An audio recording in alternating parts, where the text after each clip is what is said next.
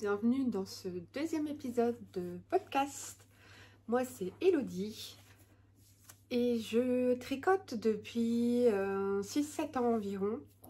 Sauf que je me suis décidée à lancer ma chaîne de vlog et de podcast il y a quelques semaines pour simplement partager en fait ma passion du tricot qui cette année là en fait est devenue de plus en plus importante pour moi et voilà, j'avais envie de partager ma passion.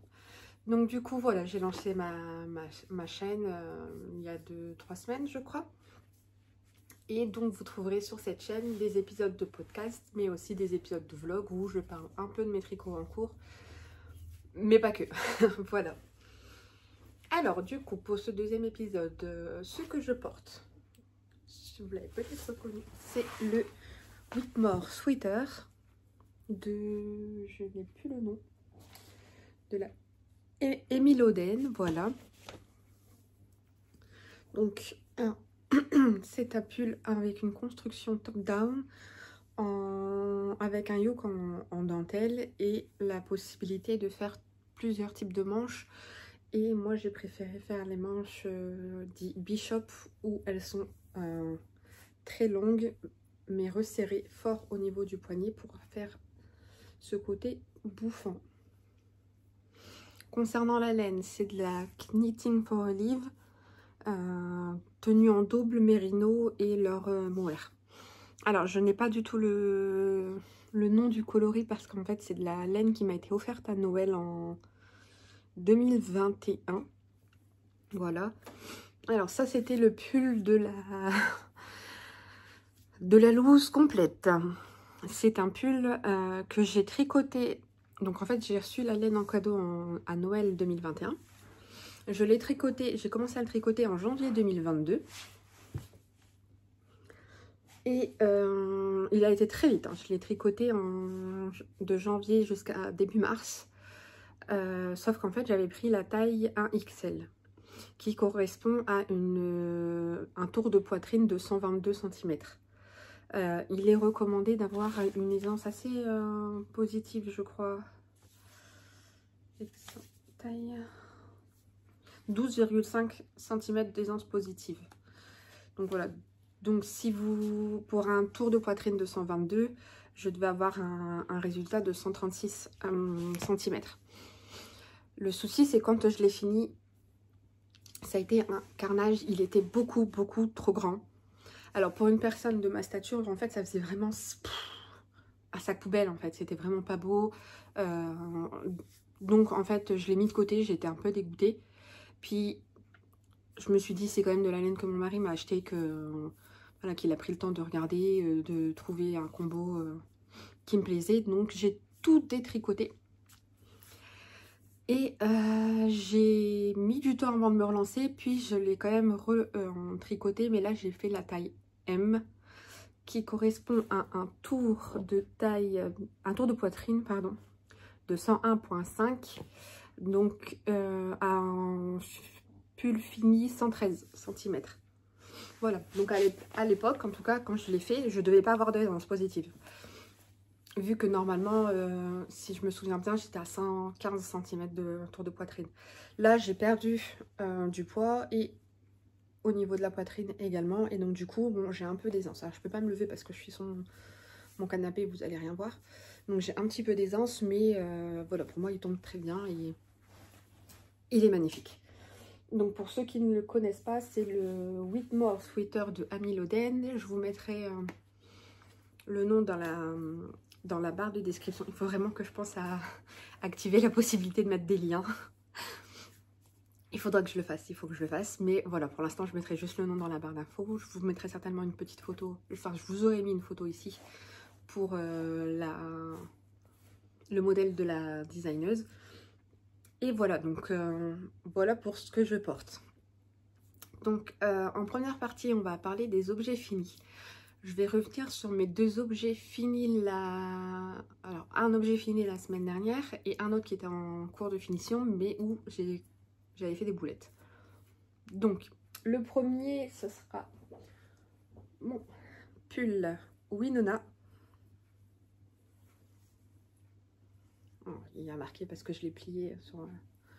Voilà, où je vous avais dit qu'il fallait que du coup je rattrape une des manches. Et si je me trompe pas, c'est celle-ci. Voilà, enfin c'était pas la manche, c'était le poignet de côte. Parce qu'en fait, enfin si c'était la manche, plus ou moins. Quand j'ai repris la... Non, c'est celle-là. Ah oui, j'ai le marqueur. Quand j'avais repris mon tricot, ça faisait un moment que je l'avais mis de côté. Et j'avais oublié en fait que j'avais suivi le patron à la lettre et j'avais fait du coup des diminutions tout le long de ma première manche. Sauf que je fais plus, généralement je ne fais plus de diminution maintenant sur les manches parce que je préfère, ou alors j'en fais vraiment mais un tout petit peu. Je préfère en fait avoir de l'aisance au niveau de la manche et pas me sentir serrée, quitte à ce que ça soit un peu compliqué à mettre un manteau par-dessus. Mais voilà, je préfère faire ça. Donc là, en fait, j'avais repris ma manche il y a 2 semaines. Et j'en étais... Donc je l'avais repris ici, j'en étais ici. Et j'ai tout tricoté le reste. Et j'avais fait le poignet en côte. Mais comme j'ai oublié que j'avais fait les diminutions, je ne les ai pas fait sur la deuxième manche. Donc il y a une légère différence au niveau de la manche. Mais ça ne me gênait pas trop. Le souci, c'est que j'avais quand même une vingtaine de mailles de plus. Donc, au niveau du poignet de côte, bah, ça n'allait pas. Il était beaucoup trop lâche par rapport à l'autre. Ça faisait vraiment... Enfin, ça faisait voilà, c'était comme ça. Ça faisait un trou là en dessous comparé à l'autre qui était bien fité. Donc, ça n'allait pas du tout. Donc, j'ai pas hésité. Je me suis dit, il faut que je le reprenne. J'ai un peu traîné. Donc, c'est pour ça que là, les fils ne sont toujours pas rentrés. Je l'ai fait quand hier ou avant-hier. Et j'ai tout simplement passé mon aiguille dans la dernière... Enfin, j'ai essayé parce que c'était quand même un peu compliqué. Donc, j'ai passé mon aiguille dans le dernier rang avant le rang de côte. J'ai tout défait le rabat. Donc, de base, c'était un rabat classique que j'avais fait. Là, j'ai fait un rabat Jenny Surprisingly Stretchy Bind Off, un truc comme ça. Donc, c'est un peu élastique. Bon, ça a été quand même une galère parce que là, avec le mohair, ça a accroché. Donc, le plus dur, c'était vraiment de défaire le rabat. Une fois que j'ai passé ce cap de rabat, j'ai réussi à détricoter assez rapidement. J'ai juste enroulé sur, voilà, autour de mes doigts les deux fils ensemble. Et une fois que j'avais récupéré les mailles, je suis redescendue encore d'un rang pour être sûre de bien récupérer toutes les mailles et dans le bon sens. Et j'ai fait un rang de diminution. En tout cas, j'ai essayé de faire un rang de diminution pour que ça soit quand même assez... pas trop visible, mais bon, ça reste quand même... voilà, par exemple, ici, j'en ai fait quelques-unes et donc du coup, ça fait un petit peu bouffant. J'ai pas encore essayé, donc j'ai un petit peu peur du résultat. Si vous entendez miauler, il y a mon chat qui râle. Peut-être qu'il va falloir que je m'occupe de la litière, je crois. Oui, Ina. Bien. Voilà, du coup, je vais l'essayer en direct, en espérant que ça passe. Allez, je mets juste sur pause le temps de me déshabiller et de me rhabiller parce que j'ai pas envie d'avoir l'air... de me bloquer et d'être ridicule en vidéo. Et voilà. J'adore ce pull. Déjà, j'adore la couleur parce qu'en fait, elle est très... passe-partout. Elle est claire. Je pense que pour un pull comme ça, pas en automne, mais en hiver, la couleur passerait super. Donc là, c'est la première manche. Donc vous voyez donc la petite dentelle et la petite torsade ici qui se poursuit jusqu'au poignet de côte. Voilà. Et du coup, le deuxième, donc vous voyez, il y a un petit peu de... Voilà, un petit peu de tissu. Donc la torsade. Tac, tac, tac, tac. Et le poignet. Bon, c'est pas encore parfait. Mais ça reste... ouais, ça reste quand même discret. On voit que j'ai du tissu ici, mais bon. À moins de tout défaire la manche. Mais je le ferai pas, ça c'est sûr. Il y a peut-être moyen que je tire un petit peu. Mais bon. Non, en fait, non. Je vais laisser comme ça. De toute façon, J'ai pas prévu de faire un blocage agressif pour ce pull parce que au niveau de la taille ça me va. Voilà. J'ai de l'aisance mais pas trop. Je vais essayer de me lever et de vous pousser pour que... Peut-être que ce sera peut-être un peu mieux. Donc là c'est là où j'ai une taille haute. Il m'arrive du coup bien en dessous des hanches. Tic tic tic tic tic. Donc voilà, au niveau de l'aisance, moi je pense que c'est bien. Ouais, j'aime bien. Pour rappel, alors je vais vous réavancer. Pour rappel, j'ai fait la taille 4 qui correspond à un tour de poitrine terminé de 118 cm. Il fallait 10 à 12 cm d'aisance positive. Donc voilà. Alors je l'avais tricoté du coup en Arwetta, Tilia et Fil Colana tenue en double. Alors j'ai mon carnet de notes parce que je n'ai aucune mémoire. Tic tic tic. Alors la Arwetta c'était le coloris 977 pâte d'amande et la Tilia c'était 336 coloris latte. J'avais commandé du coup 6 pelotes de chaque et j'en ai au final utilisé que 5. Et j'ai respecté la taille d'aiguille, donc aiguille 4 pour le corps et 3,5 pour les côtes. Donc voilà ce que j'ai à dire. Je vais rentrer les fils cette semaine, le mettre à bloquer. Enfin bloquer, oui, ce que je disais c'est que je vais pas faire un blocage, je me perds, désolée. Mais je vais certainement essayer de faire en sorte que, voilà, de bien mettre la dentelle pour qu'elle se voit bien. Même si là je vois qu'en fait...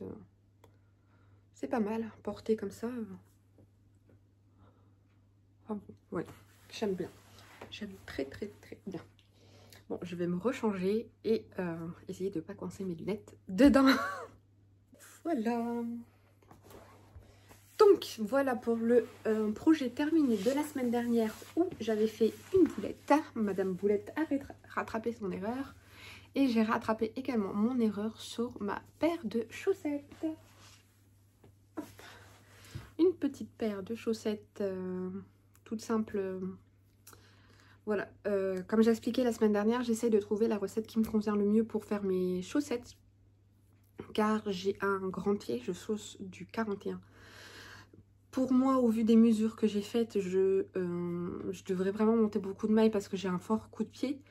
Mais je tricote lâche et donc du coup, c'est soit vraiment je vais tricoter en Magic Loop et tricoter très lâche. Et donc ma chaussette, comme celle-ci, seront trop lâches. Ou alors je tricote en... non, pas en Magic Loop, en circulaire, pardon. Voilà, ça, je le tricote lâche en circulaire. Par contre, en Magic Loop, j'ai déjà essayé et je tricote trop serré. Comme je préfère tricoter en Magic Loop, en circulaire. Oh, je me fatigue. J'essaye de trouver la bonne tension, la bonne paire d'aiguilles.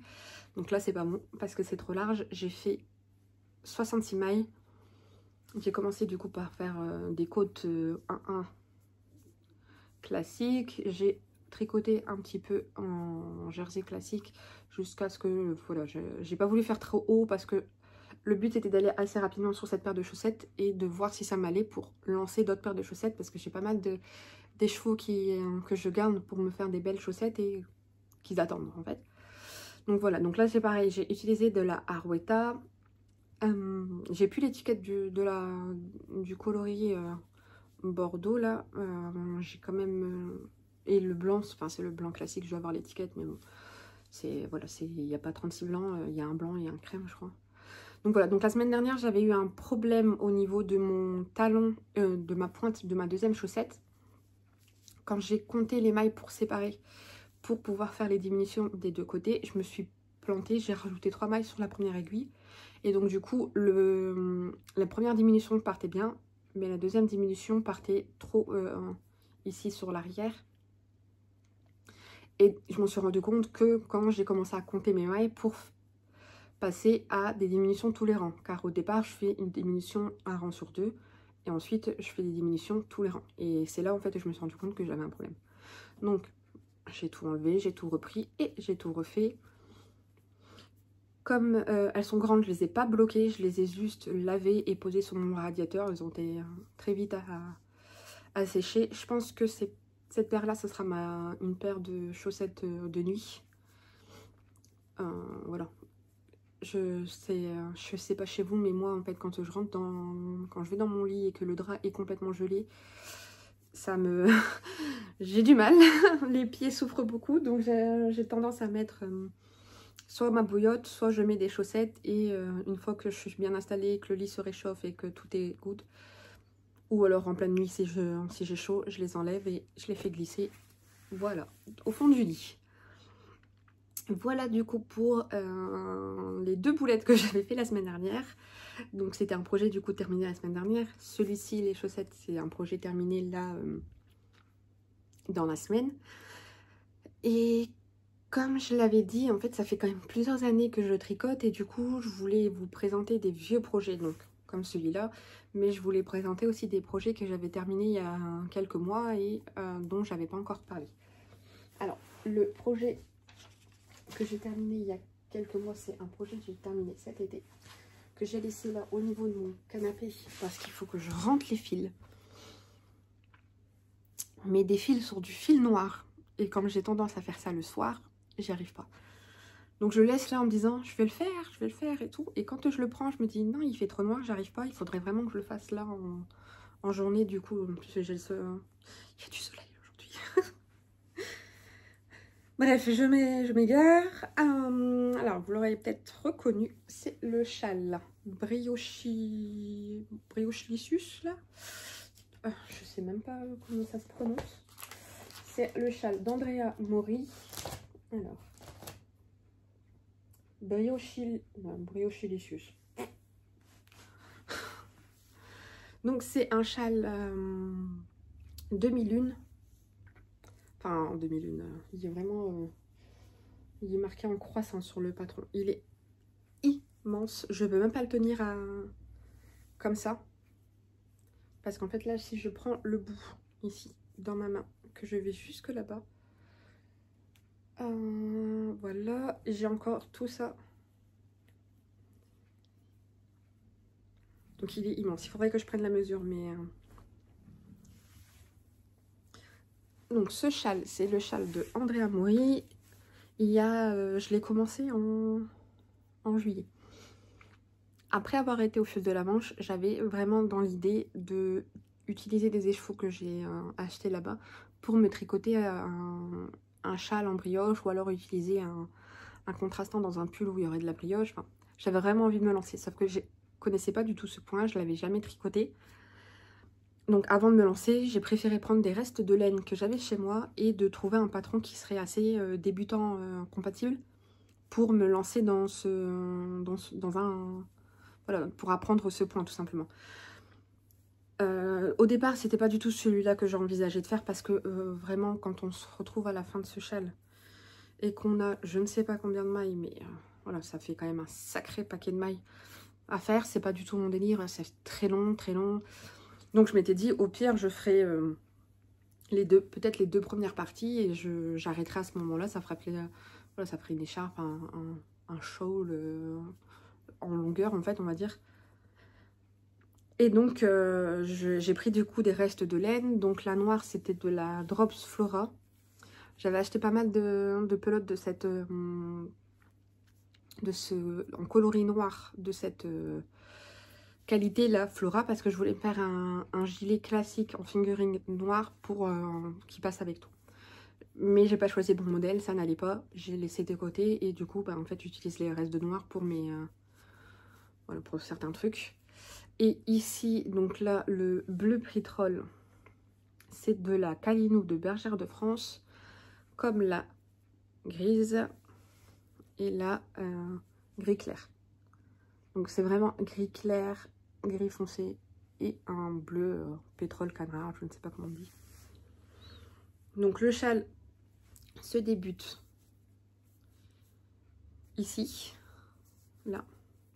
On monte ce nombre de mailles, un petit nombre de mailles, et on vient faire des allers-retours Alors c'est bien parce que c'est des allers-retours en point mousse, hein, donc c'est vraiment sans prise de tête. On fait une petite bordure sur le côté, enfin sur les deux côtés. Et le reste c'est en point mousse, on augmente et bien voilà la première partie de brioche. Qui au final était quand même assez facile à tricoter. J'ai pas compris la première fois que je l'ai tricoté parce qu'en fait j'ai pris le patron en français. Il existe en français, en anglais et dans d'autres langues. Je me suis dit je vais le prendre en français, ça sera plus simple. Sauf qu'au final c'était pas du tout plus simple. Je n'ai pas du tout compris comment c'était expliqué. Et je me suis... j'ai fait le... Donc pour ceux qui savent pas, le point brioche en fait est tricoté une fois avec une couleur. On fait glisser les mailles pour revenir au début pour tricoter une deuxième fois le même rang mais avec la deuxième couleur. Ce qui fait qu'on a voilà, une maille devant avec une couleur et de l'autre côté c'est l'autre couleur en fait qui ressort. Voilà. Et donc j'ai pas trop compris, donc quand j'ai fait le deuxième rang, donc j'ai fait les deux premières allées du premier rang, je fais le deuxième rang, le premier allée, et là je vois qu'il y a un problème, ça colle pas, je vois bien que sur le côté normalement on a il y a des augmentations et que ben voilà tout est clean, mais moi j'arrivais pas, donc du coup je suis repartie en arrière, j'ai téléchargé la version anglaise, j'ai relu du coup en version anglaise. Et je me suis rendu compte qu'en fait, je me compliquais la vie. C'était vraiment tout simple. La partie des augmentations, pour moi, était assez simple. Du fait que j'ai tricoté un point similaire, je pense c'est sur le Wind of Change de Nadia. Où c'est un point, je sais pas comment elle l'appelle, du... demi-côte ou côte anglaise, je crois. Et donc, en fait, les augmentations sont faites de la même façon. Donc, j'avais pas de souci de ce côté-là. Donc je l'ai repris, je l'ai fait. Le seul problème c'est qu'au départ, voilà, je me suis plantée dans mon fil ici. En fait, comme la bordure reste en noir, et, la première fois, bon, nickel. Et puis, ouais, 1, 2, 3, au troisième rang, je sais pas ce que j'ai fait, j'ai mis ma pelote certainement devant au lieu de derrière. Enfin. Et du coup, j'ai un fil qui s'est enroulé. Donc je peux rien faire, parce que si je le coupe, il est beaucoup trop petit pour... je peux pas rentrer des deux côtés du fil dans le truc, donc bon, voilà, petite erreur. Après, je ne pense pas avoir fait d'autres erreurs. J'ai fait un changement sur la bordure. Dans le patron, elle demande de réutiliser la première couleur pour faire la bordure. C'était pas ma couleur préférée parce que de base, je pensais vraiment plus mettre le châle, le replier un peu sur lui-même parce qu'il est très long. Et du coup, mettre que le côté comme ça. Voilà, pour qu'on voit que deux couleurs en fait, le gris et le bleu, et que ça fasse un peu plus moins bariolé avec 3 couleurs différentes. Ah, qu'est-ce qu'il est il est doudou. Le point brioche est vraiment très moelleux, donc du coup, et en plus avec le point mousse. Donc voilà, donc j'ai utilisé la troisième couleur pour faire la bordure. Voilà, j'ai pas changé grand chose. C'est recommandé laine type fingering et tricoté en taille 3,5. J'ai le patron ici. Les patrons que je garde, que j'ai tricoté et que je garde, je les mets dans mon petit classeur. Surtout que parce que je pense qu'en fait c'est des patrons que je peux peut-être retricoter et au moins ça m'évite de les perdre et de devoir réimprimer. Voilà, donc là il faut que je me motive, c'est que je prenne une journée où il fasse clair et que j'ai pas de la lumière artificielle pour rentrer les fils, surtout les fils noirs. Parce que bon, voilà, sur le point mousse noir c'est compliqué. Et ensuite je le laverai. Par contre je ne vais pas le bloquer. J'ai entendu plusieurs podcasteuses pardon, qui disaient qu'en fait quand on lave et qu'on bloque un tricot avec du... Bon, déjà le point mousse ça s'étire, voilà, regardez ça s'étire pas mal, mais si on essaye de bloquer au niveau de la brioche, ça va perdre en fait son moelleux, et là franchement c'est ce qui m'intéresse le plus, c'est vraiment moelleux, ça fait... À la limite ça fait vraiment une double épaisseur en fait, on a des mailles qui ressortent d'un côté, l'autre de l'autre côté, enfin j'aime beaucoup. Du coup, j'ai vraiment bien envie de garder le moelleux, donc je vais certainement le laver, essayer de le reprendre sans vraiment le laisser peser, tirer, et juste le poser à plat. J'ai plein de poils de chat dessus. Et juste le poser à plat, pardon, sur mon tapis de blocage et le laisser sécher tranquillement.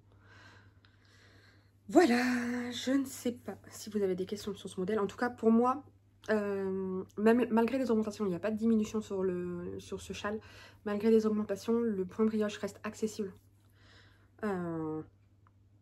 pour un premier point brioche. J'ai très hâte de faire un autre châle de Andrea Mori où il y a de la brioche, le Plumpy Shawl. Mais j'hésite encore pour la laine, étant donné que c'est recommandé de la faire en déca, je crois. J'ai pas de déca chez moi, à part de la Drops, je crois. Je dois avoir encore de la Lima en haut.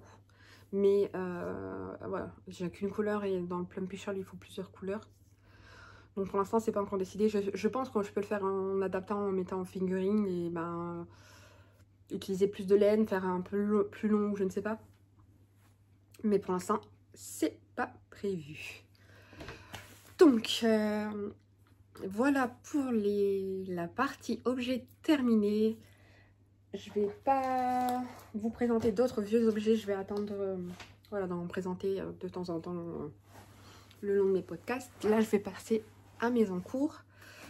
Donc par rapport à la semaine dernière, mes encours, j'avais mon châle. C'est tout, je pense. Non, j'avais mon châle et ma chaussette que je devais finir. Et oui, parce qu'après, au niveau encours dormant, j'ai des encours dormants, mais du coup, pas des encours qui sont actifs pour l'instant. Donc, je vais vous reparler de mon châle. Je vais pas faire tout, j'ai failli tout faire tomber. Donc, il est dans mon merveilleux sac à pocher cousu par ma marraine. Alors, pour ceux qui ont vu l'épisode de vlog, j'ai acheté un bobinoir. Et du coup, j'ai mis en cake mon deuxième écheveau. Donc, voilà. Donc, c'est toujours le même coloris que le premier. Donc, c'est de la laine et chaudron, le Luna Lovegood. Et il me semble que celle-là, c'est du 100... Non, c'est pas du 100% merino, c'est du 85-15, je crois, avec du nylon. Donc, voilà. J'en étais où?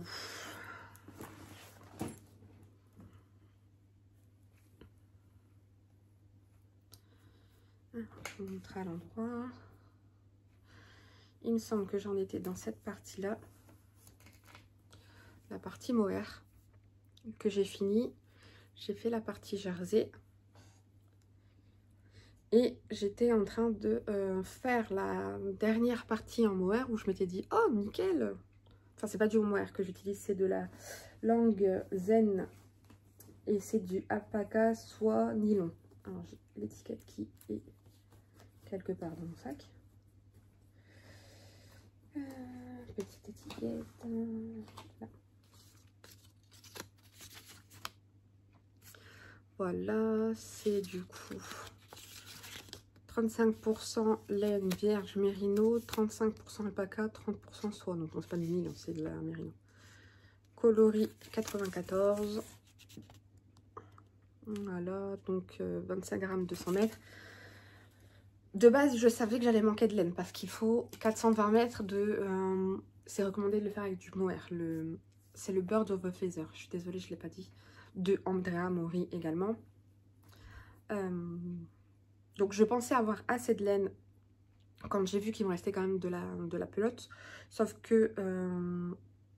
non, c'est quand même parti assez vite. Il me reste que ça. Et il me reste, je pense... quelques rangs à faire et surtout que j'avais pas vu mais dans la bordure parce qu'en fait là il est quasiment fini. J'ai cette parce que là vous voyez l'arête centrale,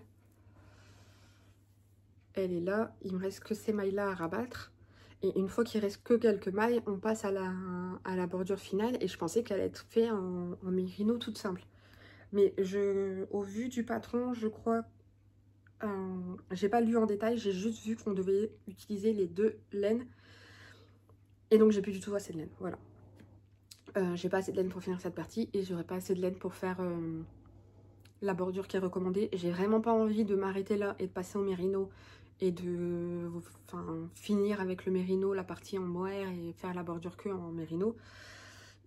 Je peux aller à la mercerie de ma ville, c'est là où j'ai acheté les pelotes. C'est juste qu'il faut que j'ai le temps de pouvoir aller à cette mercerie et depuis le début de la semaine, ça n'a pas été le cas.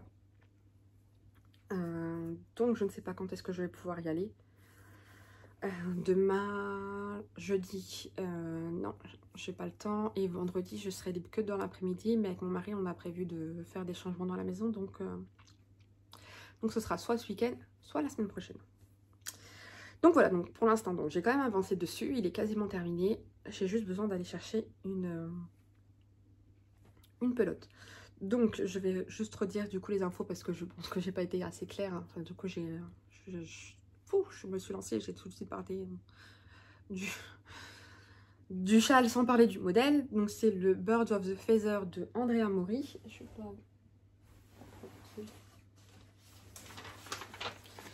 Team, j'imprime les patrons moi. Je mettrai une photo, je pense que ce sera peut-être plus simple. Mais voilà, donc c'est ce châle là. Et moi j'en suis du coup à la section 15 mohair. Ensuite il y a la section 16 la bordure. Et effectivement il faut faire des rangs avec le mérino, des rangs avec le mohair. Ça certainement des rayures. Mérino mohair je crois. Ouais. Et ensuite on rabat. Et il sera fini. Donc c'est pas grand chose à faire. Il est recommandé de le tricoter en aiguille 4 il me semble. Toutes mes pages sont mélangées. C'est génial. Tic tic tic là. Je vais la remettre dans le bon ordre. Du coup oui. Alors, il est recommandé en aiguille 4. Du coup, elle utilise 548 mètres de fingering, donc 150 grammes. Donc voilà, je savais que j'allais devoir utiliser mon deuxième écheveau, là il n'y a pas de souci. Et elle utilise du mohair et elle avait mis voilà 420 mètres pour 50 grammes. Et voilà, moi faisant je fais de la paca, du coup c'est pas 420 mètres mais 400 mètres ou 50 grammes. Donc voilà, donc je savais que j'allais en manquer. J'ai eu un petit espoir quand j'ai attaqué la dernière section. Espoir qui s'est assez rapidement envolé. Comme vous le constatez qu'il me reste que ça. Donc voilà, je suis désolée pour la luminosité qui bouge. Mais il y a du soleil mais il y a quand même pas mal de nuages. Donc dès qu'un nuage passe devant, c'est la cata. En plus j'ai dû baisser du coup ma persienne pour éviter d'avoir le soleil dans les yeux tout à l'heure. Voilà. Pour les encours de la semaine dernière. Et j'ai de nouveaux castons. J'ai craqué, je me suis dit, allez, t'as fini ta grosse pièce, t'as fini ton pull. T'as réparé les erreurs de ton pull, t'as réparé ta chaussette, t'as pas laissé traîner. Tu peux te récompenser et faire un caston. Au début, j'ai été raisonnable. Ma marraine m'avait demandé en fait de lui tricoter quelque chose pour elle. Alors ma marraine est une très très bonne tricoteuse. Mais sur ce modèle en précis qu'elle voulait, elle m'a dit qu'elle n'y arrivait pas, qu'elle ne comprenait pas le modèle. Du coup, moi, je l'ai pris pour essayer de comprendre. J'ai dû passer 3 jours, je crois, à comprendre ce modèle. Il est vraiment, vraiment, vraiment compliqué. En fait, les explications ne sont pas du tout claires. Et c'est pour ça le problème. Je vous ai montré dans mon vlog, en fait, quand je l'avais commencé, il y a quelques jours. Et voilà. Alors, j'ai le fil qui... Voilà. Alors, l'endroit de l'envers. Il y a un endroit, je crois. Il y a un envers. C'est l'endroit là. Donc voilà. C'est une jolie bordure en dentelle qui est...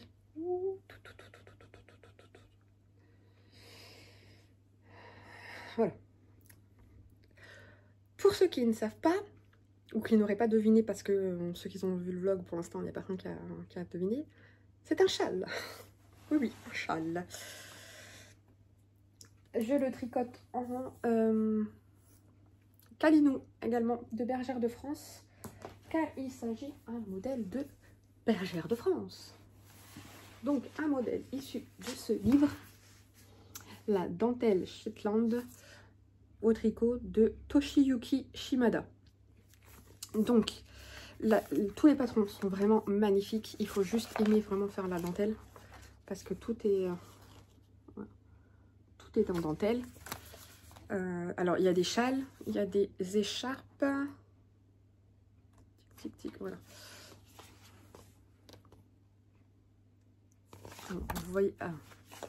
Vous voyez bien la dentelle sur cette page-là. Et voilà, c'est une écharpe. Et ma reine voulait que je lui tricote ce châle-là. C'est le châle Alistair.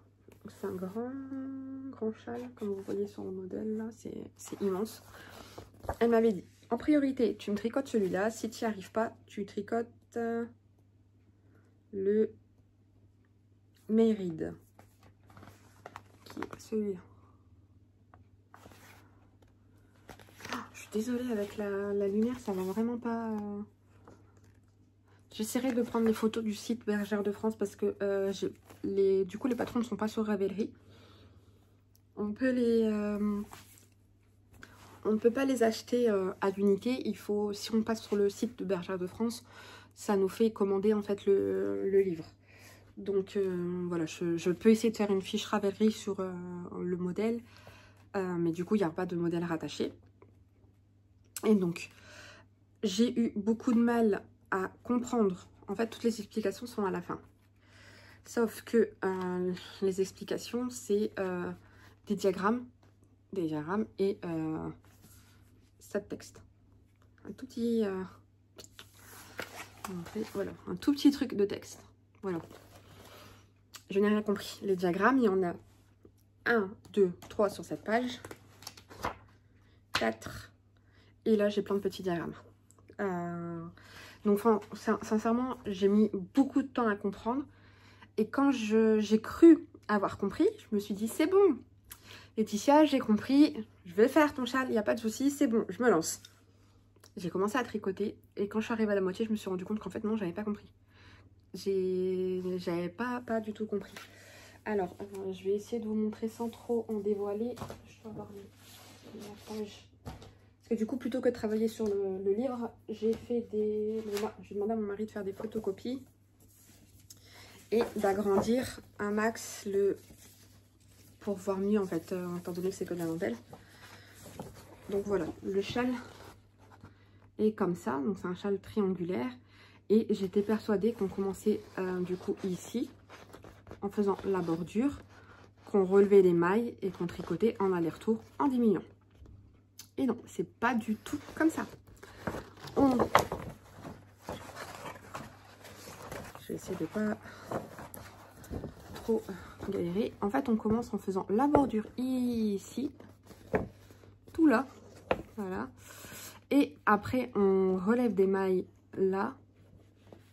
Donc ça va, on va quand même diminuer drastiquement. Parce que là, je dois faire plus de 700 rangs. Alors, c'est pas beaucoup, vous avez vu, il y a 12 mailles sur la bordure, donc c'est pas énorme, mais je dois le faire, je dois répéter ces 12 rangs pour avoir au moins plus de 700 rangs. Ensuite, on relève une maille sur deux et à la fin, je devrais me retrouver avec environ 400 mailles sur mes aiguilles. Et voilà, et du coup, je tricoterai, mais je dois tricoter la bordure, la première moitié, retricoter la deuxième moitié, la bordure. Et en fait, comme c'est du coup un rang, une maille sur deux, je dois faire pas vraiment des rangs raccourcis, mais un système de rangs raccourcis pour tricoter le retour de la bordure, l'aller, et ensuite, non, quand je reviens, je tricote le retour de la bordure, je fais un aller-retour de la bordure, et ensuite je retricote un aller, je reprends toutes les mailles, et ensuite jusque l'autre côté où je tricote le retour de la bordure, aller-retour, et ensuite aller, voilà. Donc en fait, ça va me prendre beaucoup de temps à faire. La dentelle n'est pas très compliquée à ce que j'ai vu. Alors, il y a juste un petit truc qui me gêne dans leurs explications. C'est l'explication des points voilà, c'est surjet incliné à gauche et surjet incliné à droite. Il n'y a pas de deux mailles ensemble, c'est surjet incliné à droite. Donc moi je les tricote comme deux mailles ensemble. En tout cas c'est ce qui est expliqué ici. Et voilà, c'est jeté, surjet, deux mailles ensemble pour l'instant de ce que j'ai vu. Et des diminutions doubles. Donc voilà, donc sur le châle, il y aura des diminutions du coup sur la bordure du haut, étant donné qu'on va faire des... déjà, on va prendre une maille sur deux de la bordure et je crois qu'on va devoir certainement diminuer à ce moment-là. On va diminuer au milieu, sur la pointe du châle, des deux côtés du milieu du châle et ensuite diminuer aussi en haut. Et donc en fait, on va tricoter vraiment comme ça et arriver jusqu'au bout. Il y aura très peu de mailles sur le châle et la bordure où il va falloir faire un assemblage au point mousse. Donc voilà, comme vous avez pu comprendre, ce modèle est extrêmement compliqué. Enfin, en tout cas pour moi, pour ma part, il a été extrêmement compliqué à comprendre car il est vraiment les explications, c'était vous montez, vous faites une chaînette, vous montez, vous tricotez autant de mailles, vous faites ça autant de fois et ensuite vous suivez le diagramme. Sauf que le diagramme, voilà, il y a un diagramme, on commence à le lire, il est marqué, aller à l'autre page. Et pourquoi on doit aller à l'autre page, il y a le, enfin, voilà, je sais pas si je suis claire, mais le patron n'est pas clair. Donc, pour l'instant, je pense du coup avoir compris. Il faut juste que je finisse toute la bordure. Je pense avoir fait plus de la moitié. Le châle va faire... Un côté fait 125 cm. Et la partie du haut fait 175 cm. Donc j'ai fait plus de la moitié. Et effectivement, quand j'avais mesuré il y a quelques jours pour le montrer à ma marraine, j'avais plus de 130 cm là. Donc j'ai un peu plus de la moitié. Il faut vraiment juste qu'on continue. Voilà, donc la dentelle, moi j'aime beaucoup. Elle est facile à faire, facile à retenir. Donc voilà, donc c'est des jetés, des diminutions, du point mousse et voilà. Et là, j'ai fait la technique de glisser sur le rang envers. J'ai glissé la première maille et de la tricoter que sur le rang endroit. Ce qui fait que du coup, ça sera plus simple pour moi à relever des mailles. Donc voilà, donc je le tricote en 4 mm. C'est ce qui est indiqué. Il y a une particularité, c'est qu'au plus on va monter dans les rangs et qu'on va remonter vers le haut, on va diminuer de taille d'aiguille. Pourquoi? Je ne sais pas, il n'est pas dit pourquoi, mais il va falloir qu'à partir d'un certain rang, je passe à du 3,5 je crois. C'est pas celui-là, c'est celui-là. Oui, à partir d'un certain rang, je passe à 3,5, je retricote une vingtaine de rangs et ensuite je passe en aiguille 3 et je finis en aiguille 3. Je n'ai pas expliqué l'intérêt de cette méthode, mais bref. Mon deuxième caston. Alors, pour ceux qui suivent les vlogs, j'avais parlé de me faire un pull, le Zweig de Kathleen Hunter, où je voulais du coup utiliser, j'avais une quantité de pull en fil Collana Arwetta en rose et j'avais un écheveau nude de laine et chaudron que je pensais utiliser du coup dans la partie dentelle. Enfin c'est un yoke en dentelle jacquard, il y a un peu de mélange. Et je pensais faire ce pull là. Je vais me redresser parce que le soleil me fait mal aux yeux. Sauf que j'ai beaucoup hésité et quand j'hésite, je ne fais pas. Et je suis partie complètement sur autre chose. C'est un modèle de Kathleen Hunter, mais ce n'est pas un pull que je tricote. C'est... Il faut juste que je fasse attention parce que je perds facilement mes mailles à cause de mon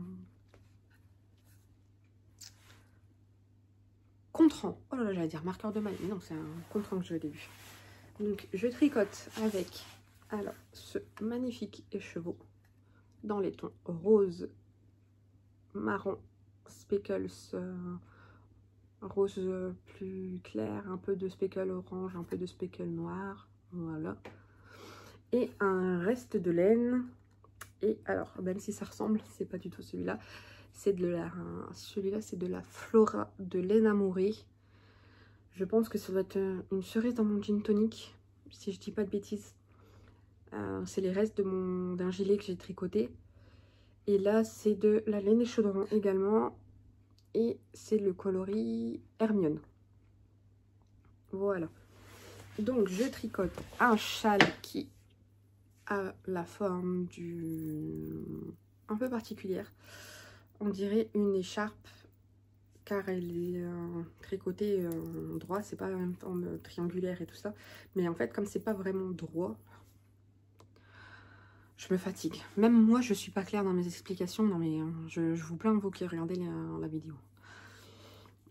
En fait, on monte un nombre de mailles défini par le patron et ensuite on tricote toutes ces mailles-là. Sauf que sur le départ du rang, on fait des augmentations. Ce qui fait que là, vous voyez rien du tout. Mais voilà. Ce qui fait qu'en fait, du coup, ça part sur le côté, comme ça. Et il y a des diminutions de l'autre côté. Ce qui fait que, voilà. Le châle, en fait, va partir comme ça. Donc, c'est le patron Time Trades de Kathleen Hunter. Je sais pas si j'ai la photo là.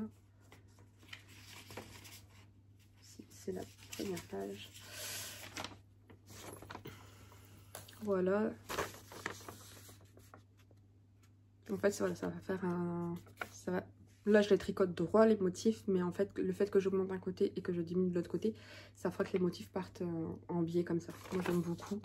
J'avais flashé sur ce patron il y a déjà un moment.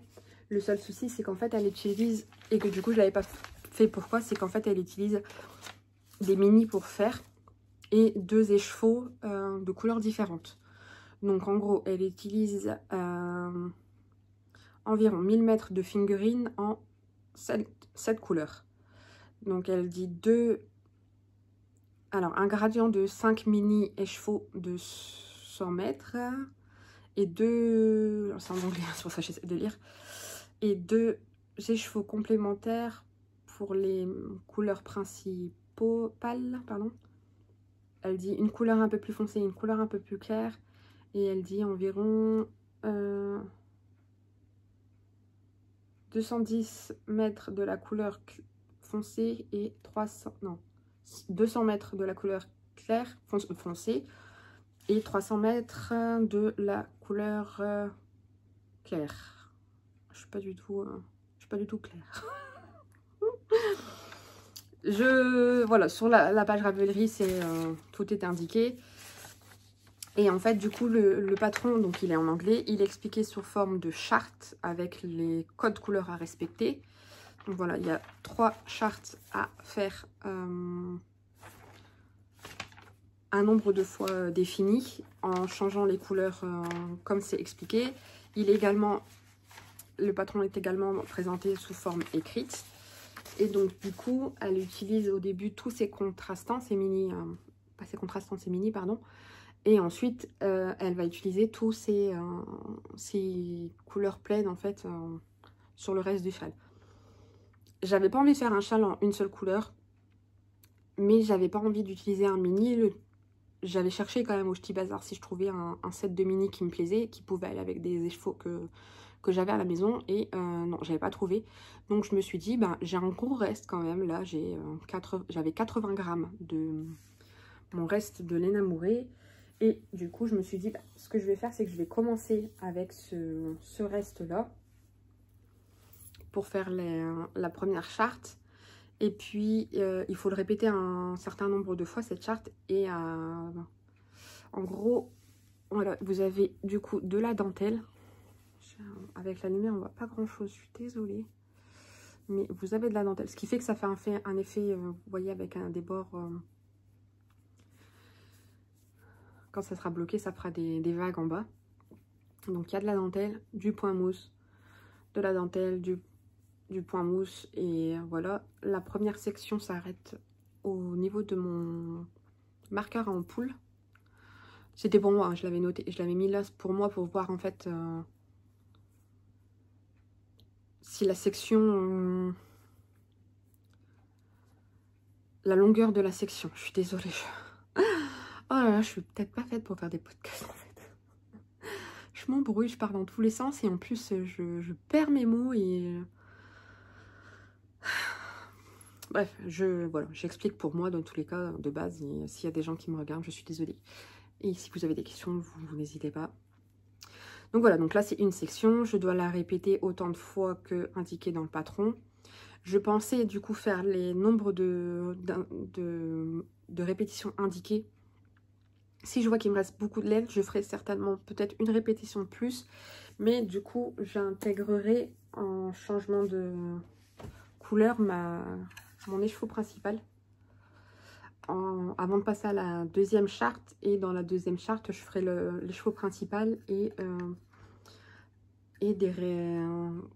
parce que du coup, dans la deuxième charte, il faut utiliser les deux couleurs, les deux plus grosses métrages, les deux plus gros métrages pardon, en couleur. Pour faire voilà, les alterner. Du coup, je me dis, je vais peut-être commencer ça, faire un peu de rappel avec cette couleur et ensuite, voilà, aller jusqu'au bout, si possible, de ce reste et ensuite faire tout le reste avec ça, en fait. Je sais pas d'autres couleurs qui pourraient aller. J'ai du violet pour faire plus sombre encore, mais ça m'embêterait, en fait, d'utiliser un autre écheveau et d'avoir encore un reste et de ne pas savoir quoi en faire. Voilà. C'est très addictif. Je l'ai commencé hier, ce châle. Et j'ai déjà fait voilà, la première section. J'utilise un contrant, du coup, comme je disais. Le seul souci, c'est qu'il est lourd, en fait, ce contrant. Donc, en fait, il a tendance à tirer sur ma première maille.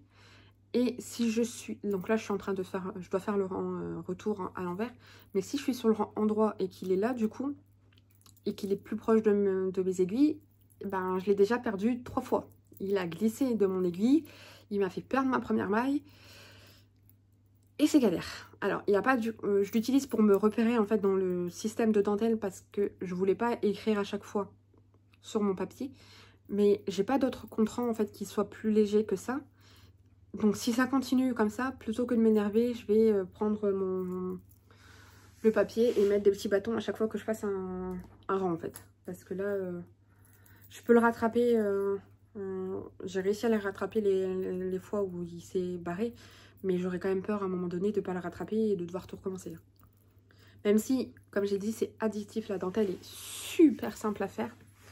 Vraiment, il n'y a pas de... Oh, vraiment pas de souci, hein. C'est des trous, des diminutions. Voilà, et après c'est des... Alors du coup, c'est de la dentelle un rang sur deux, donc vous faites la dentelle sur le rang endroit, sur le rang envers vous faites des rangs envers, donc pour ceux qui n'aiment pas, voilà. Mais après il y a des rangs en point mousse, voilà, qui donnent un peu de volume. Alors oui, du coup là, vraiment la couleur c'est pas top, mais je vais faire ma fiche Ravelry aujourd'hui, je vais prendre des photos, j'espère que ça rendra un petit peu mieux que là en vidéo. Je suis vraiment désolée pour la lumière, je ne peux pas fermer ma persienne parce que c'est la façade de la maison et j'aime pas avoir ma persienne fermée. Mais voilà. Donc voilà, donc je peux pas mettre de lien là encore dans la description comme je vous ai dit tout à l'heure, mais mon Ravelry c'est Elodie Tricotte comme là. Ma chaîne YouTube c'est également, j'ai un Instagram également avec Elodie Tricotte. J'essaye d'être active mais c'est compliqué. Hein. Voilà. Que dire d'autre? Bah rien, j'ai pas d'achat. Du coup mes projets futurs, ben les projets que je voulais faire, donc le pull va attendre que je finisse un projet pour me lancer. Mais bon, je viens de commencer 2 châles, donc ça va être pas tout de suite. Je vais peut-être lancer une paire de chaussettes là ce week-end parce que pour tricoter en ayant les enfants qui courent à côté de moi, je préfère prendre un truc où j'ai pas trop de fils qui peuvent tirer dessus et où j'ai pas à réfléchir. Je ferai du coup une taille d'aiguille en dessous pour voir si ça me va mieux. Et voilà, je pense que c'est tout ce que j'avais à dire. Sur ce, donc n'hésitez pas à me dire s'il y a un problème, si vous n'avez pas compris quelque chose, si vous voulez d'autres références, je vous répondrai en commentaire. Il n'y a pas de problème. Sur ce, je vous dis bonne journée, bon tricot. Et j'espère à la semaine prochaine donc pour un autre podcast avec des belles avancées. pas de projet, à mon avis, il n'y aura pas de projet fini la semaine prochaine, mais il y aura certainement des belles avancées, peut-être un nouveau custom de chaussettes. Je vous présenterai un autre projet fini d'il y a quelques années pour vous montrer un peu ce que j'ai fait. Certainement vous me proposer de vous montrer mon gilet que j'avais tricoté avec ma laine Flora parce que j'hésite à le détricoter et à essayer de récupérer ma laine. Je vous expliquerai ça dans le prochain podcast. J'ai pas encore commencé de vlog cette semaine pour publier lundi, mais je vais peut-être en faire un petit quand même parce qu'il y a quand même des petits trucs là à la maison que j'ai envie de partager. Donc voilà. Bref, encore une fois, je divague à la fin et je vous dis au revoir pendant 10 minutes. Allez, bon tricot, bonne journée et à bientôt sur Elodie Tricote. Ciao!